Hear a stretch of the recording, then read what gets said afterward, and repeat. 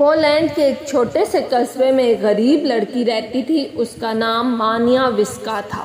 وہ ٹیوشن 19 برس کی عمر میں پڑھا کر گزر بسر کرتی تھی۔ امیر خاندان کی 10 سال کی بچی کو پڑھاتی تھی۔ بچی کا بڑا بھائی اس میں دلچسپی لینے لگا۔ وہ بھی اس کی طرف مائل ہو گئی۔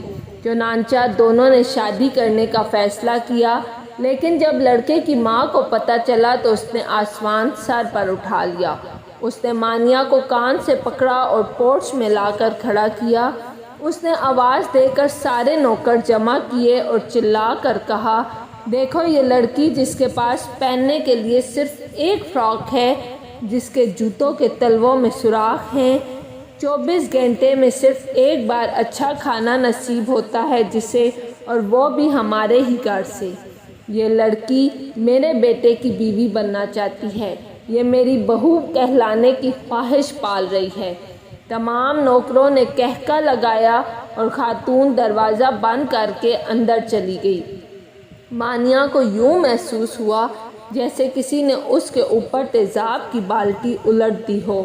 وہ توہین کے شدید احساس میں گرفتار ہو گئی اور اس نے اسی پورچ میں کھڑے کھڑے فیصلہ کیا، وہ زندگی میں اتنی عزت، اتنی شہرت کمائے گی کہ پورا پولینڈ اس کے نام سے پہچانا جائے گا۔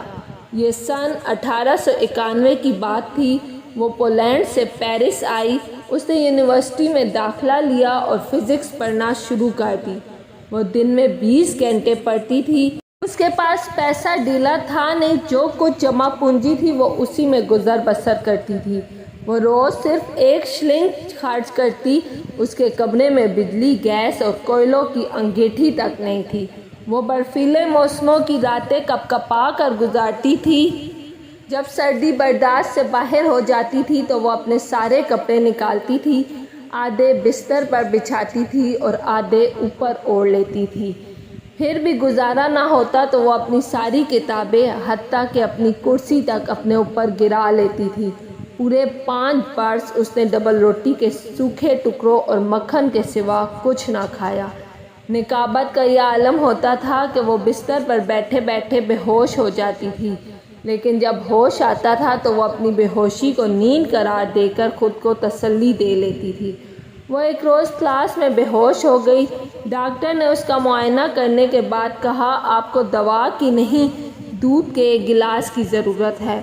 اس نے یونیورسٹی ہی میں پائری نام کے ایک سائنسدان سے شادی کر لی تھی۔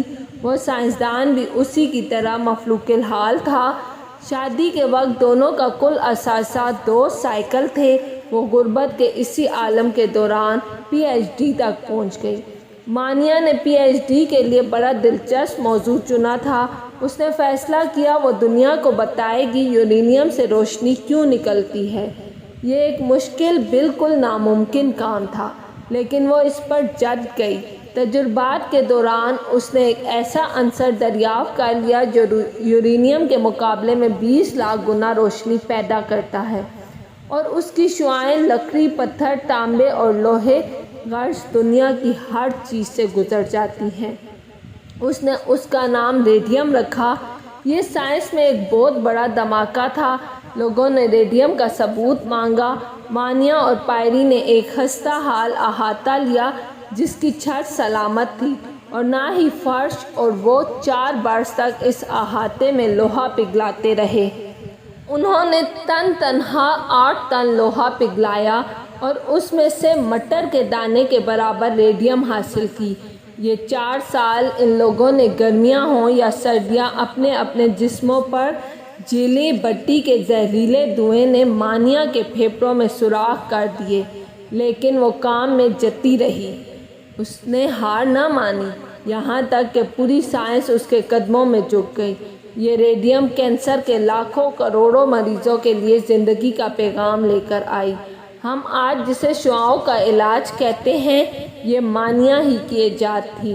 اگر وہ لڑکی 4 سال تک لوہا نہ پگھلاتی تو آج کینسر کے تمام مریض مر جاتے۔